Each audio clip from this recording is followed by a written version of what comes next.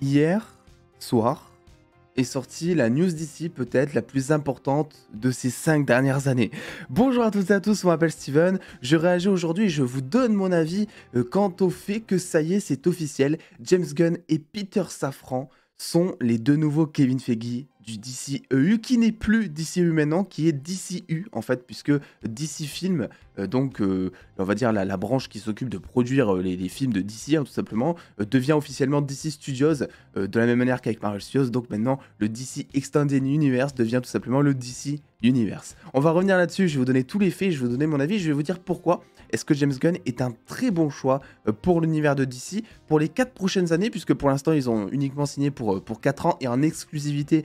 Ça veut tout simplement dire que James Gunn, à partir de maintenant, ne pourra plus bosser pour Marvel Studios, même si on s'en doutait un petit peu, parce qu'il avait déjà dit que les Gardiens, tout ça, pour lui, ça allait être terminé après les Gardiens 3.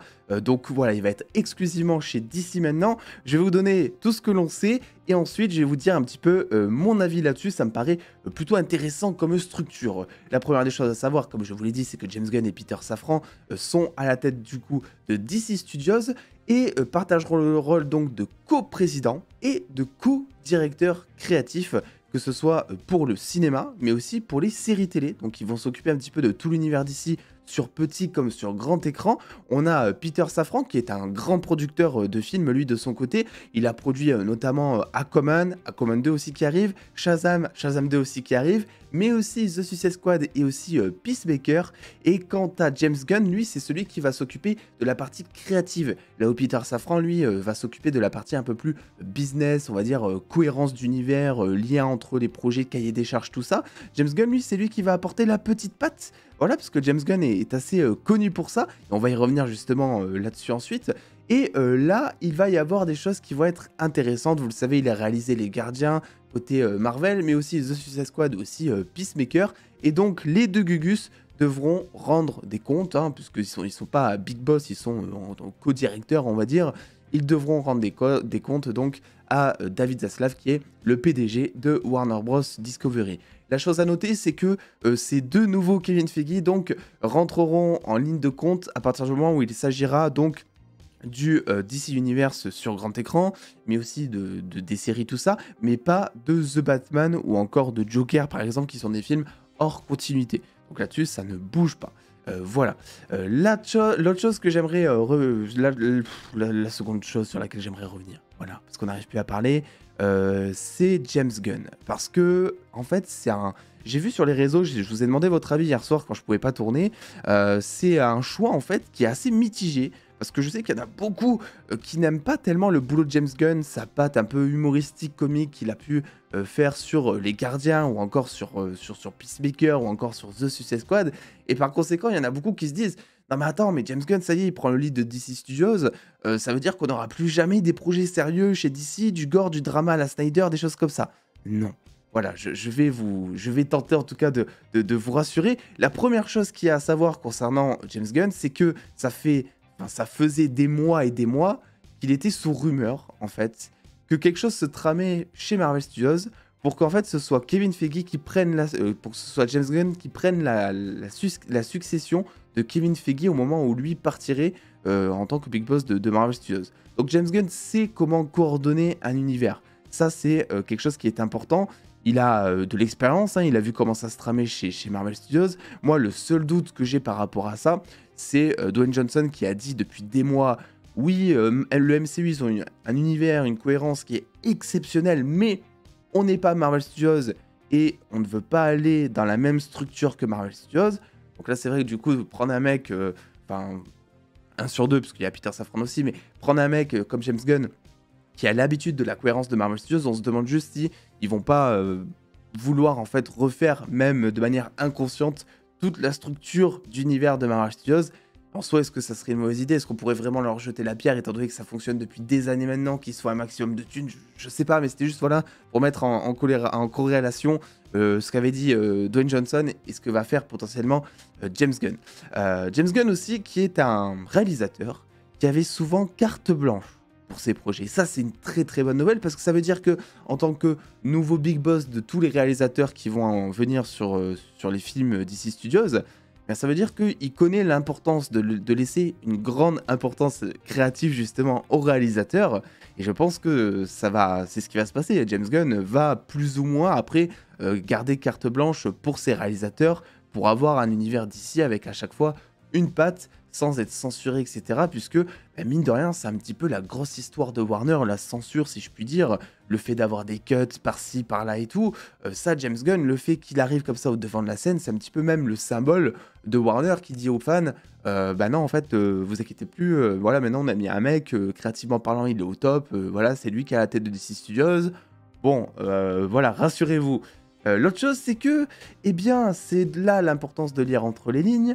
James Gunn est pote avec Zack Snyder. Hein. Il a dit plusieurs fois, et ça ne s'arrête pas là, puisque même pour Peacemaker, James Gunn voulait remettre toute la Justice League dans son dernier épisode, et c'est Warner ensuite qui a dit non, en fait, on peut pas te laisser faire ça, on va couper, on vire Ray Fisher, parce qu'il y a trop d'histoires et tout. Warner, donc l'ancien régime qui voulait justement exclure la Justice League à ce moment-là. Mais James Gunn, lui, voulait vraiment remettre tout le Snyderverse dans l'univers de Peacemaker, justement. Donc, il connaît l'importance de l'univers, et c'est vrai que quand même, il se trame depuis maintenant un petit moment en fait, Snyder reviendrait pour un ou deux films, quelque chose comme ça, on en reparlera prochainement, je pense. Mais voilà, c'est plutôt de bon augure, si vous voulez mon avis. La dernière chose que j'aimerais un petit peu accentuer là-dedans, c'est que il y en a beaucoup qui disent moi, j'aime pas les projets de James Gunn. Je trouve que James Gunn, il fait des projets qui sont humoristiques. Du coup, ça va péter tout l'univers d'ici. Nous, ce qu'on veut, c'est un truc sombre, dark et tout. Et ça se comprend. Mais il faut bien garder en tête que James Gunn n'est pas réalisateur ici. James Gunn est producteur. James Gunn, ça va être le patron des réals, certes. Mais c'est pas lui qui va réaliser les films, les gars. James Gunn, s'il a réalisé des films qui étaient drôles et légers, si on peut appeler ça comme ça... Désolé, j'ai une jungle dans la gorge. C'est tout simplement parce qu'en fait, il a uniquement développé des films, à notre connaissance, sur des persos qui étaient drôles et en couleur. Les Gardiens de la Galaxie, The Suicide Squad, Peacemaker, c'est des personnages qui, voilà, de base, même dans les comics, sont assez particuliers, qui ont une patte bien particulière. Après, par exemple, si on veut prendre un exemple, tu prends The Suicide Squad, que je n'ai pas forcément très apprécié, je vais être honnête. Bon, sa photo très belle et tout, mais en termes de scénario, j'ai pas trop apprécié. Alors Peacemaker j'ai adoré, voilà, c'est bizarre mais voilà. Bref, dans The Suicide Squad, il y avait du gore. Dans Peacemaker, il y avait des scènes qui étaient impactantes, notamment entre le personnage de John Cena et son père. Je vais pas spoiler, ce trouve jamais, parce que c'est pas encore sorti officiellement en France. Mais voilà, il y avait des choses super intéressantes, super dramatiques, très profondes même. Donc, il ne faut pas juste voir le côté vous savez, immergé de l'iceberg concernant les prochains projets d'ici. James Gunn est quelqu'un qui apporte du drame, même dans Les Gardiens, finalement, il y avait certains moments qui étaient un peu plus dramatiques et tout. Donc voilà, mais dans tous les cas, il sera pas réalisateur ici. C'est pas lui qui va... Voilà, s'il y a un film, évidemment, Superman 2, enfin, c'est pas si, maintenant c'est officiel, mais quand il y aura Superman 2, Man of Steel 2, comme on l'appelle, entre guillemets, quand il sortira, évidemment qu'il va pas... il va pas défoncer le film, quoi. Le but, c'est quand même de revenir dans l'ère Snyder. C'était le premier à vouloir le faire dans Peacemaker. Bon, quant à Peter Safran, lui, j'en parle un peu moins, parce que c'est celui qui va s'occuper de la partie business. Donc pour le coup, je pense qu'on va pas tellement voir son implication dans les films en eux-mêmes. Ça sera plus sur le long terme, les cahiers des charges, introduire tel personnage pour qu'il puisse réapparaître 2 ans plus tard dans un autre film. Je pense que ça va être ça son rôle. James Gunn, lui, ça va plus être... la cohérence évidemment de l'univers, mais aussi le style artistique qui sera apporté. Voilà, c'est pas pour rien que Warner a demandé à James Gunn de vouloir venir. C'est qu'en plus, il sait comment fonctionne un univers de chez Marvel, par rapport à chez Marvel. Et la chose qui est intéressante, c'est que James Gunn avait déclaré sur Twitter il y a quelques mois maintenant que il était plutôt chaud pour faire un jour, si possible, une rencontre, un film Marvel contre DC. Et là, en fait, ça n'a jamais été aussi possible, j'ai envie de dire. C'est-à-dire que le mec, en fait, il est là, t'as l'impression qu'ils l'ont mis, limite, aussi juste pour faire le lien passerelle entre DC Studios et Marvel Studios. Voilà, les deux, maintenant, bon, ils se sont toujours très bien entendus. Hein, la guerre qu'il y a entre DC Studios et Marvel Studios, je veux dire, elle est que du côté des fans. Eux, ils se connaissent tous en interne, ils sont tous potes et tout. Donc, mais là, tu sens quand même que, du coup, c'est possible. Le mec, il a un peu le cul entre deux chaises, James Gunn. enfin jusqu'à présent, puisque maintenant il pourra pendant 4 ans uniquement bosser pour DC. Donc voilà, mais mine de rien, il a ses contacts et tout. Il est très pote avec Kevin Feige.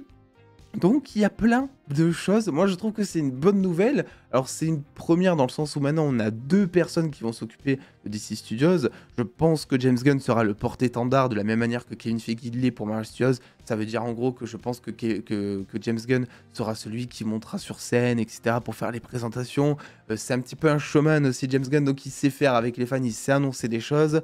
Sur Twitter il aime teaser des choses. Donc ça sera lui l'image publique très certainement de DC Studios et non pas Dwayne Johnson, parce que j'ai vu beaucoup de personnes le dire et ça se comprend puisque Dwayne Johnson était vraiment au devant de la scène pendant la promo de Black Adam.